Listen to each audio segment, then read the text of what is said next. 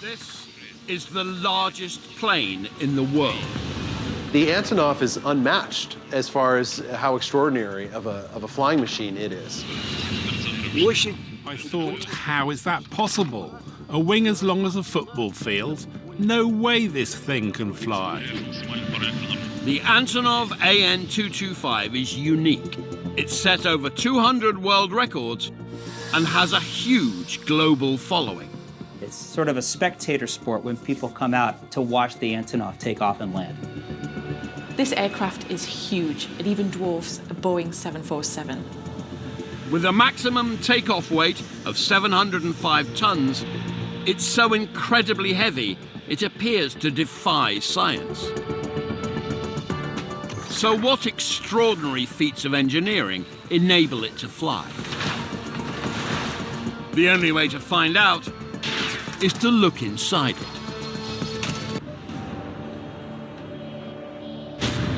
The giant Antonov AN-225 is a cargo plane like no other. Its role, transporting the heaviest air freight on Earth. In May 2016, it undertook an epic journey, transporting a huge industrial generator from Prague to Perth, Australia. Public interest was so high that a German news crew filmed it every step of the way. Dmytro Antonov is in charge. He's not related to the company founders, but he is one of a select group of pilots qualified to captain the plane. We are carrying some very heavy cargo. For example, to Australia, we are bringing a generator. We have so big cargo, and now we'll fly with this cargo. How is possible? But I know it's possible. This Antonov is the only plane that can load over 100 tons. The generator weighs 117 tons. That's the weight of 18 African elephants. And transporting it by air is super expensive. Hiring the AN-225 costs about $30,000 an hour. For that, you get the largest plane in the world. If you were to park it in a soccer stadium, its 290 feet wingspan would reach over both touchlines, and its 275 feet fuselage would stretch from box to box. It's unique. Only one in the world, and the biggest, still biggest plane in the world. The first challenge is how to get the generator into the fuselage. Remarkably, the front of the plane is hinged. The Antonov AN-225 is so cool. Because the nose lifts up, it gives you quite open access to the entire cargo bay, so you can easily load things in. Precision hydraulics lift the normally sealed nose and open the fuselage like a giant mouth. But it's too far off the ground to load into directly. It kind of bows down in order to swallow the cargo. It's almost like a big snake that unlatches its jaw and then comes down to the ground to eat its prey. The leading undercarriage pylons are jointed. And as the fuselage lowers, a ramp unfolds, allowing an 11-strong team to crane the generator into position. The AN-225 has a maximum takeoff weight of 705 tons. With cargo and fuel on board, it's not far off that now, and will be heading down the runway in less than an hour.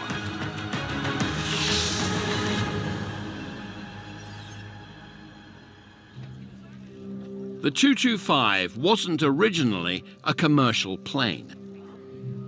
It was designed in the 1980s at the height of the Cold War.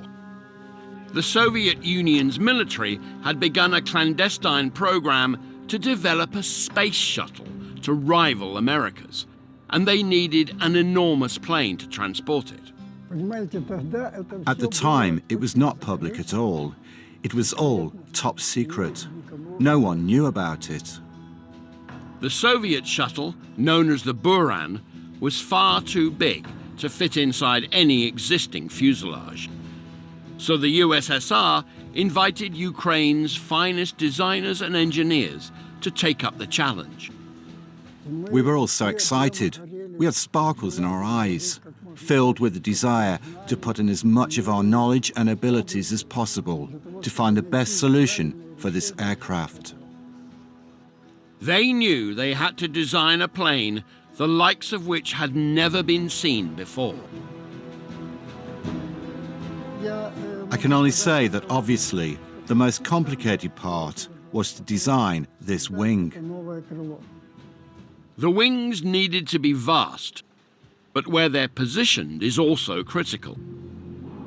Civilian planes have wings mounted as low as possible. They're attached to the bottom of the aeroplane, and you'll see that the wings are slope upwards from what we call the wing root.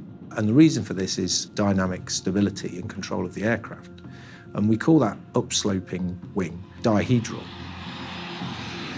This means that if, for example, a gust of wind pushes the aircraft and it rolls in one way, the aircraft naturally wants to stabilize itself. In the case of the AN225, another similar military cargo type aircraft, the designers use an anhedral wing shape, which is the wings sloping down from the center of the airplane out to the wingtips. The reason is that carrying heavy loads negates the need for the extra stability that an upwards dihedral angle would give.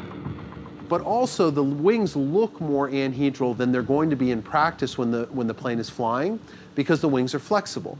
And when the wings get loaded by generating lift, they actually will rise up a little bit. So the anhedral angle is to kind of balance out the natural deflection you get of the wings under lift, so it kind of evens out to about level. When the AN225 took its maiden flight in 1988, it was a tense moment. This is so much bigger than anything that had flown and was flying at the time. The engineers who'd created it must have had some trepidation about whether or not their creation was actually going to get airborne.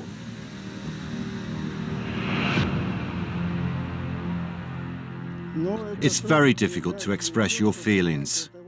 You know, this feeling if your heart stops and knots build up in your stomach. But I can tell you, the delight from seeing how the aircraft smoothly, beautifully, slowly, literally, graciously takes off. The AN225 soared into the sky triumphantly and took even its engineers by surprise. I thought, how is that possible? A wing as long as a football field? No way this thing can fly. The plane went on to prove it could also fly with the shuttle on board, and was nicknamed Mriya, Ukrainian for dream.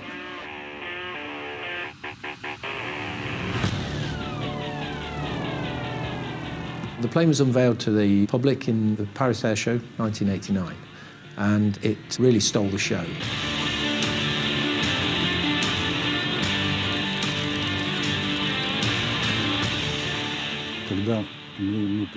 I remember looking around and seeing that the queues of people to see Mriya was larger than the rest of the audience combined together.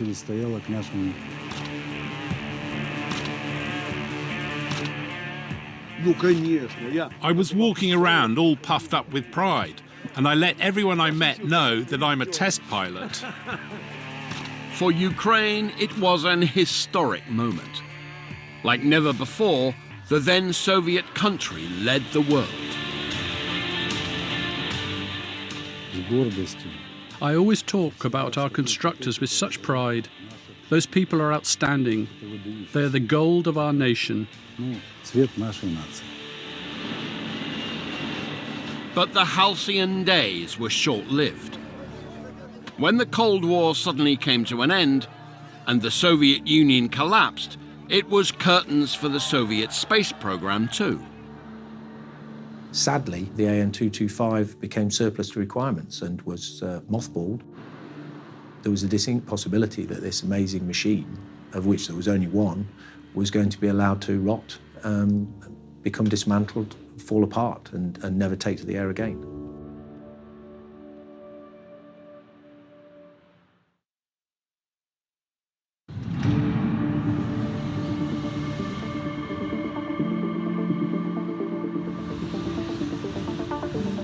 After being left to rot for years, the largest plane in the world comes out of retirement.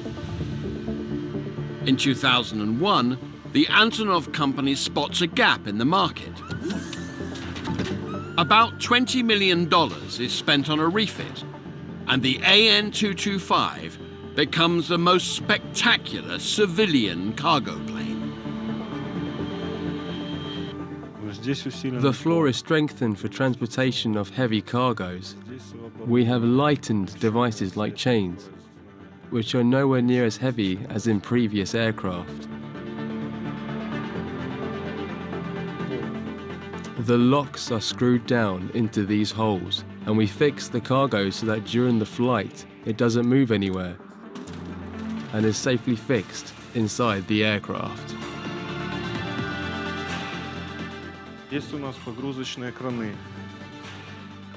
With the help of the winch, we can drag any cargo inside here.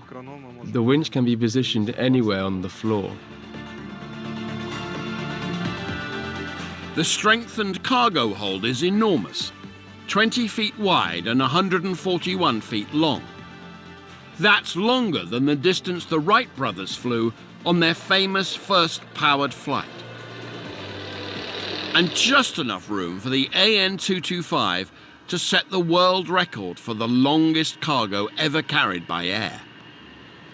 We are sometimes carrying very interesting one piece of blade wind turbine. It's 10 tons, but it's very long. No other can do it. They can do it by sea, but it's long time. It's maybe 1 month to carry this blade.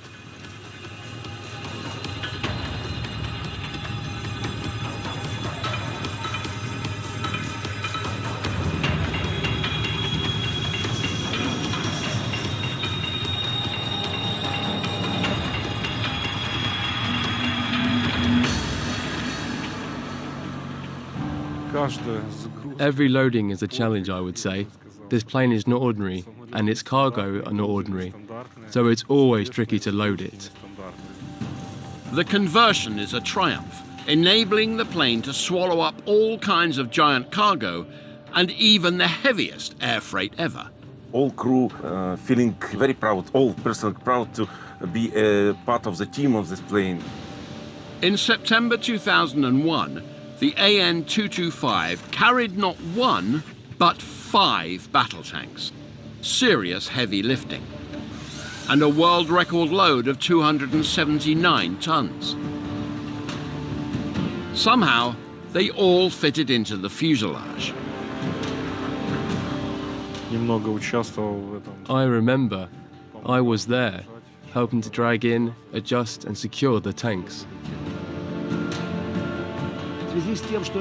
Their total weight was around 250 tons.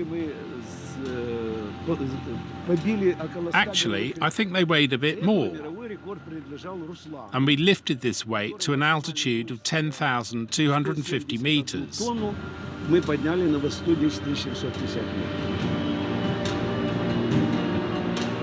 These record loads are far heavier than the 115-ton space shuttle. In its new role, the structural stresses on the aircraft would be really significant. Luckily, the 225's original designers had cleverly over-engineered the wings. It's hard to believe that something that large and that heavy can ever lift up into the sky on its own. The designers knew that their plane should generate more lift than any other in existence. It was completely uncharted territory. There are 2 ways you can get a wing to generate more lift. One is you make it move through the air faster, or you make it bigger. They realized that they would have to have wings that were bigger than anything that had gone before. The broader a wing is, that is, the more area it covers, the more total upward lift you can get. The Antonov's wings are actually wider than the length of the plane. Every piece of that wing is now adding to the lift that it can supply to lift the whole plane off the ground. Enormous wings, though, add even more weight and create a potentially disastrous weakness. As you make a longer and longer wing and that is experiencing lift, you're putting more and more load on the wing. The largest loads in any wing are typically around about the wing root, so where the wing joins in with the main fuselage of the aircraft. Dimitro gets the go-ahead to begin his 4-day mission to fly this huge generator to Australia. The AN225 thunders away from Prague. I'm flying about 14 years. Flying in the biggest plane in the world, it's an amazing feeling. With his super heavy cargo and wings this long, it's a mystery the wings don't shear off at the stress points where they join the fuselage. The answer is hidden inside the wings. Underneath the aluminium skin is a regular arrangement of ribs. But in the central section, there are 4 large reinforcement beams. These prevent the colossal lift force acting on the joints by fixing the wings together and spreading the load. Inside the Antonov hangar in Kiev, Ukraine, a second AN225 lies half-built, with the inner structure of its wings exposed. You can see how one of the beams of the fuselage reaches the center section and is attached to the girders of the wing. You can see the attachment. This is what guarantees safety from the load the wings put on the fuselage.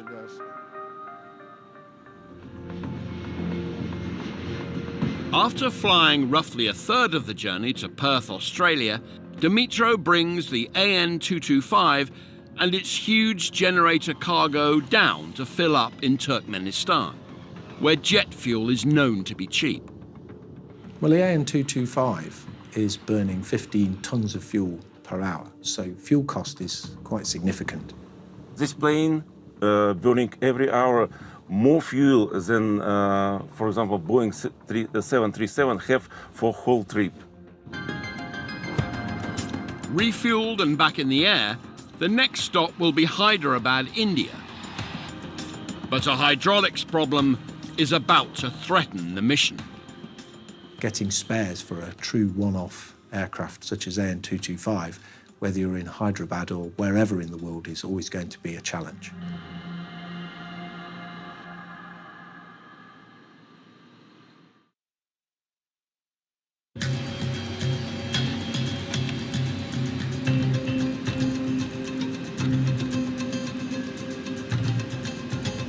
The largest plane in the skies, the unique AN225, is en route to Perth, Australia, where it's due to deliver this massive 129-ton generator in just 3 days' time.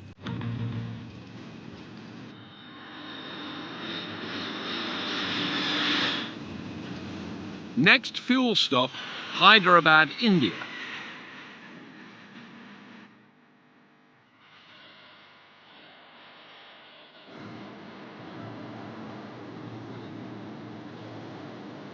The news crew filming the journey capture a crowd of fans flooding the runway to witness the event. It's an honor to have it over here, and coming in the South Asia Pacific region for the first time. So it's really a matter of pride for us.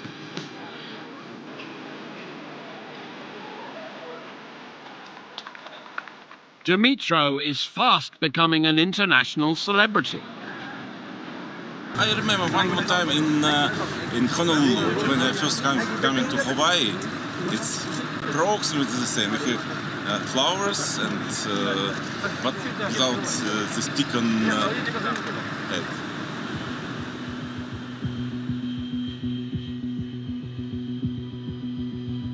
The crew suddenly discover all is not well beneath the wings. There's a problem with the hydraulics, a major concern for flight manager Vitaly Shost. Not broken. As I said, it doesn't work properly in this case, but it's not broken. Flight plans are hastily rearranged for a price, and the crew rush to make repairs. If they're unsuccessful, the delivery will be abandoned. We are trying to solve this issue. The crew are forced to disembark, and burning through $30,000 per hour for the plane's hire, the client is getting anxious. It makes my job more difficult, you know, because I need to drop my things, my retired things, and pay attention to all of them. But still, nobody rejected me to do my official duties. Hydraulics play a vital role in the AN225. One of their functions is at the heart of how the plane maneuvers in the air. On small planes, control surfaces like the ailerons on wings are physically linked to the cockpit. Levers mechanically transmit the pilot's commands to the control surfaces. But on the AN225, that would be impossible because those control surfaces are so large. If you imagine the forces involved in opening a door into a hurricane force wind, you get an idea of the kind of forces you're going to need to push on these surfaces. The solution is known as a fly-by-wire system. The genius of this is it eradicates the need for the pilot to have any mechanical links to the flaps.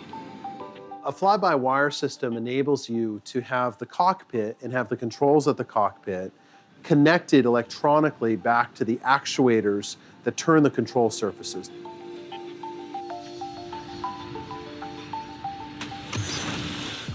Behind the cockpit is an array of computers. When the pilot operates the controls, the instructions are processed electronically and then sent down hydraulic lines. These fluid-filled pipes are connected to powerful hydraulic pistons called actuators, which deliver the force needed to move the huge control surfaces. The hydraulic system takes advantage of Pascal's principle, where the pilot can put in a relatively small force but pushed over a large distance, and through the hydraulic system that gets translated to a large force but over a smaller distance, a little bit like the way a lever works. Hydraulics also play a crucial role inside the plane's unusual tail configuration, a consequence of being designed to carry the Soviet space shuttle. The Buran is attached to the 225 here on these humps. Carrying the Buran outside the fuselage threw up a significant aerodynamics problem. Well, trying to fly a plane with something as enormous as a Buran space shuttle on top of the fuselage is, of course, very challenging. And one of the major challenges is the fact that it disrupts the airflow that would take place as you move down the plane. And that's normally where the vertical and horizontal stabilizers would be. When a model plane was tested in a wind tunnel with the Buran on top, there was too much buffeting on the tail. So if you arrange the space shuttle right in front of the vertical stabilizer, or the rudder of the plane, the rudder may not be as effective. The turbulence would make the plane virtually impossible to maneuver. For the Ukrainian designers, a single tail fin had to be rejected. So what they did is they actually used two rudders outset from the fuselage in order to get outside of that disrupted airflow, so it could still fly effectively even with a space shuttle on its back. Now the trail line from the Buran will pass between them without causing buffeting. The twin tail solves one problem, but it creates another. Now you've got to have two separate rudder systems which you've got to work in a coordinated sense and move together in order to control the aircraft correctly. Engineers avoided a major design fault by installing two sets of powerful hydraulic actuators that are linked together electronically. Sensors monitor their relative positions, guaranteeing that the actuators move both rudders or both elevators in unison.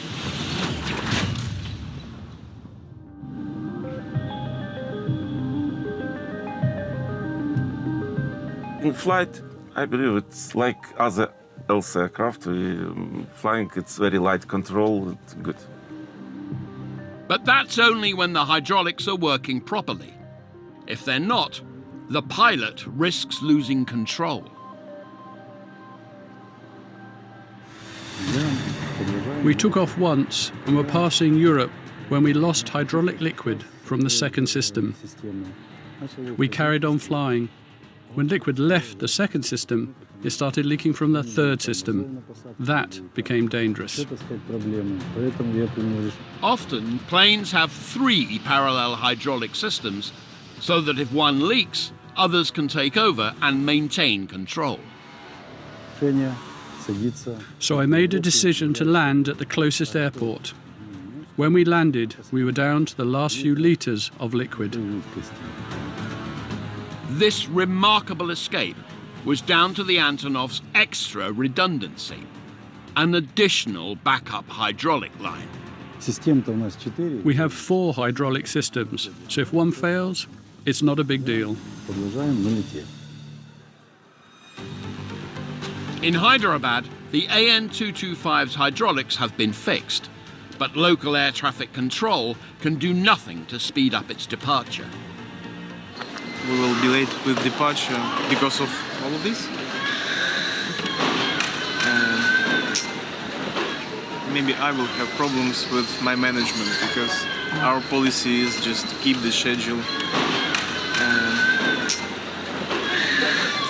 It's my fault. I should have known. It. Dimitro and his crew have no choice but to wait for a takeoff slot. But what they're unaware of now is that at their next stop-off in Kuala Lumpur, they will encounter every crew's nightmare. We have to remove the part. Engine trouble.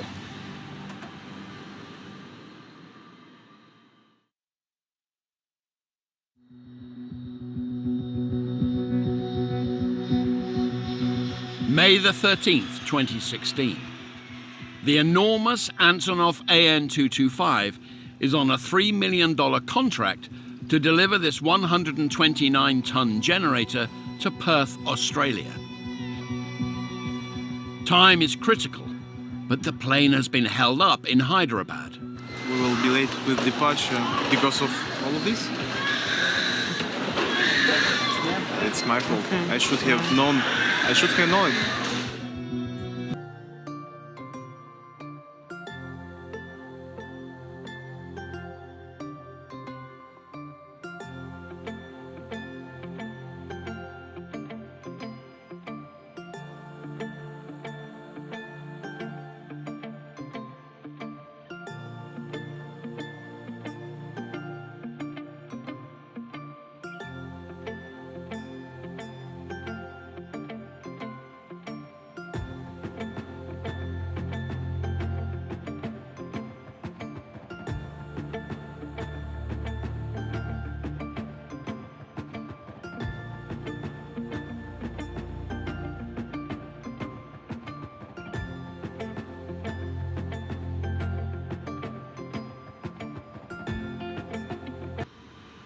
We have to remove the part, or it'll overheat. The mission is in trouble. This could be a disaster. The Antonov won't be allowed to fly unless all its engines are working. We can't connect it. But exactly what does it take to get a plane this heavy to move fast enough down the runway to get off the ground? An aircraft that weighs 705 tons at takeoff requires an enormous amount of thrust to accelerate it. Antonov designers knew a regular set of engines would be inadequate, and they didn't have the money to invent a new engine. So they looked to the turbofan jets on an earlier cargo plane called the Ruslan. The first engines were installed on Ruslan, and the same engines were installed to Maria. It was the first time in the Soviet Union that such an engine was developed, an engine of such size and dimensions and such capacity. The D-18T engine's thrust on takeoff is 24 tons. These D-18T engines are high bypass turbofan jets designed to produce more thrust than a standard jet. Turbofan engines produce thrust through basically a combination of two mechanisms. So first of all, it is a gas turbine engine combined with essentially a fan, turbofan. So there are two ways you can increase the thrust. You can increase the speed of the air that goes through your engine, or you can put more air through that engine. These put more air through the engine. As with a standard jet, there's a combustion chamber that delivers thrust by expelling exhaust out over the turbine at the rear.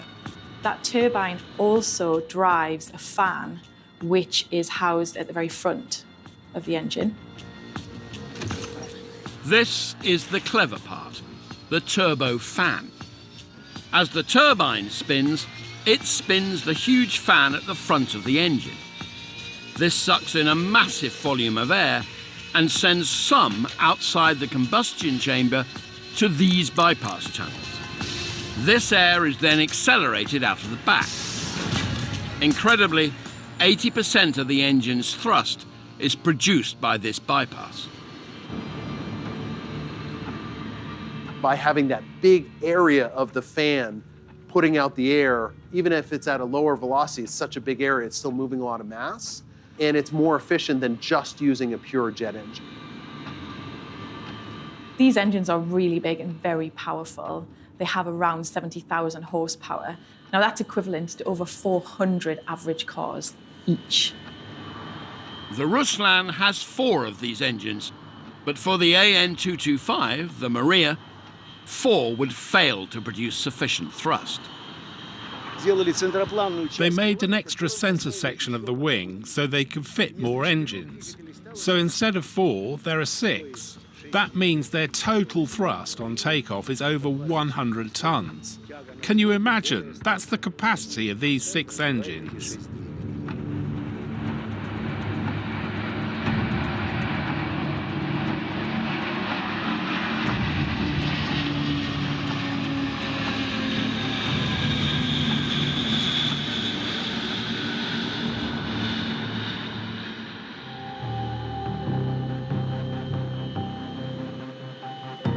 Dimitro and his crew are still stuck in Kuala Lumpur, waiting for one of his 6 engines to be fixed. They need to take off soon, or they stand no chance of arriving in Perth on time. Both money and reputation are at stake.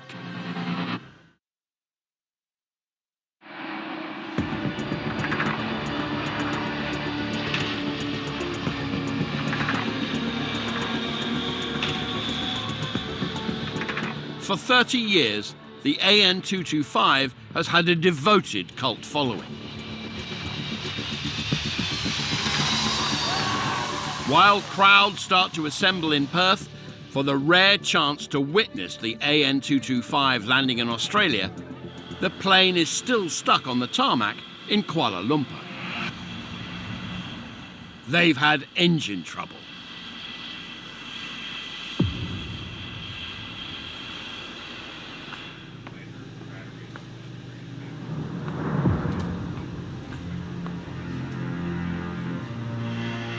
But after a lengthy hiatus, it's fixed, and Dimitro gets ready to take off on the last leg of the journey.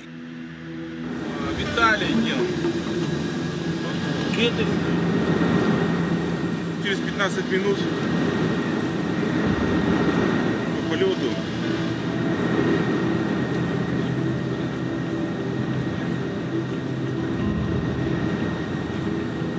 But there's another hitch. Just waiting, no flight plan and system in Kuala Lumpur Tower. We're waiting. Vitaly calling to office about this.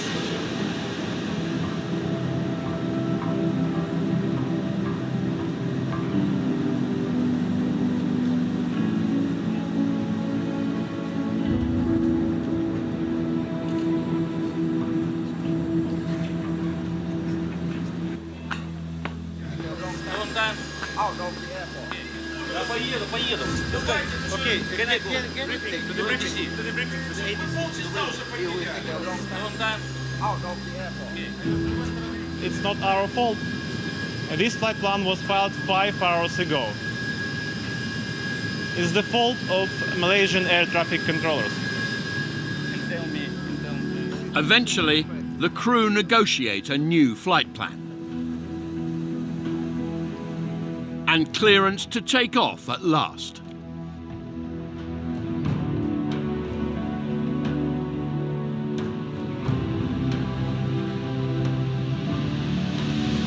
Another 2,600 miles and the AN225 will reach its final destination in Perth.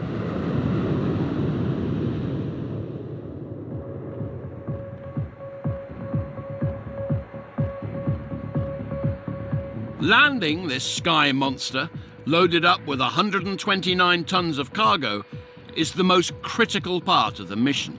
How on earth can the plane land with all that weight without smashing into pieces? Typically, the landing part of any flight, and certainly an aircraft, for an aircraft as large as the Antonov, landing is going to be the most dangerous part. It's going to need a significant amount of runway in order to come to a stop, up to 11,000 foot. But touching down safely anywhere for this super heavy behemoth of the skies is a procedure fraught with risk. If you ever look at a commercial aircraft, you know, the wings deploy down and it basically makes this huge sail in order to redirect the air in a different direction and catch that air and slow the plane down. Fine control of the approach speed is critical. If it's not perfect, the landing must be aborted and reattempted. It's known as a go-around and can add thousands to the bill.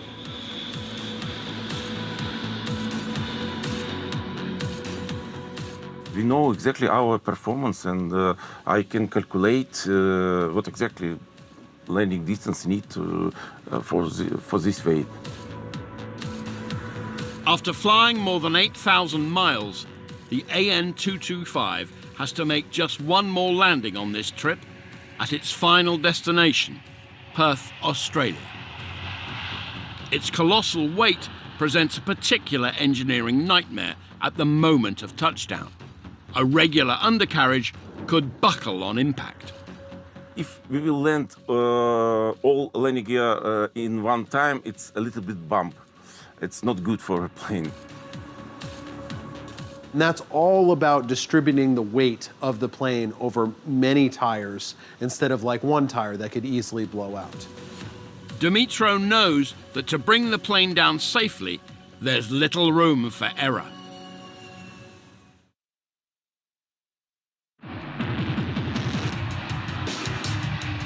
The AN225 approaches the final destination of its long journey, Perth, Australia. It's the plane's first visit here, and as with any landing, the moment of touchdown is critical.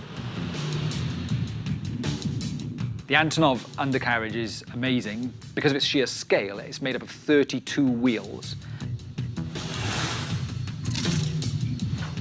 The unique undercarriage arrangement is normally hidden during flight inside the massive fuselage. 8 rows of struts hold the incredible total of 32 wheels to spread the force of the impact. But the real secret for softening the landing is a state-of-the-art suspension system. Each wheel is mounted on what's called an oleo strut, a high-performance oil and gas combination shock absorber. That is like a piston inside of a tube.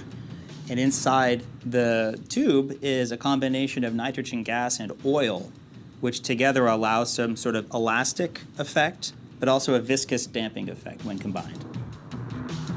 Landing also puts huge stress on the tires. The 225s experience so much friction, they heat up to 250 degrees Fahrenheit. What's to stop them exploding? So these wheels are made of rubber reinforced with a steel mesh, which makes them really, really strong. And even if one of them were to fail, they're filled with nitrogen, so it wouldn't be a catastrophic explosion if it did fail. But they do lose a lot of rubber every time they hit the tarmac. These tyres need to be replaced every 90 landings, and every time you do that, it costs $1,000 per tyre.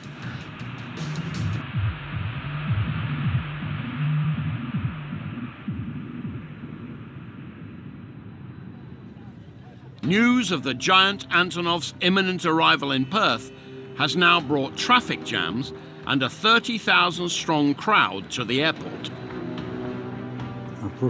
It hadn't been there before. It caused such a furore.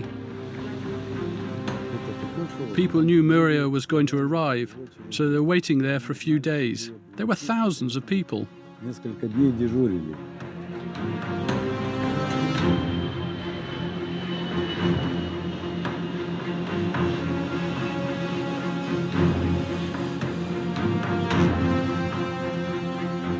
To the delight of the spectators, Dimitro pulls off a perfect landing.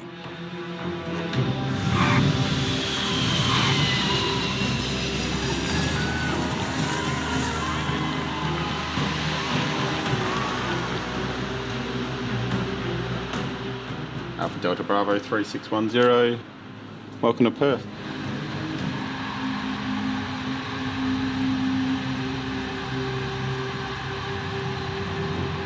Massive.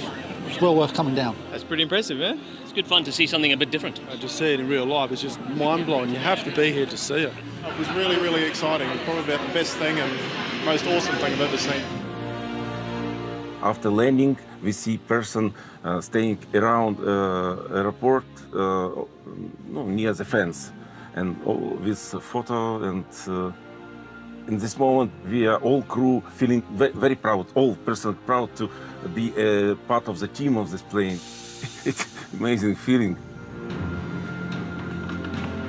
The huge generator can now be offloaded, just a day late. And a group of Ukrainian expats celebrate with the exhausted crew.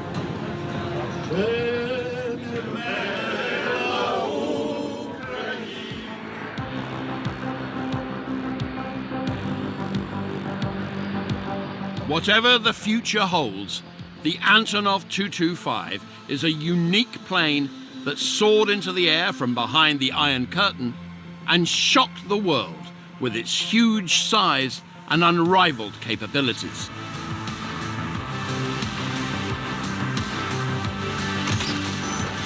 By taking it apart, we've discovered how it defies gravity and takes to the skies, and how it carries cargoes no other plane can lift. As the plane passed by us and asked, "Oh, what is a plane?" It's Antonov 225. The Antonov AN-225 is probably adored the world over because, in terms of sheer size,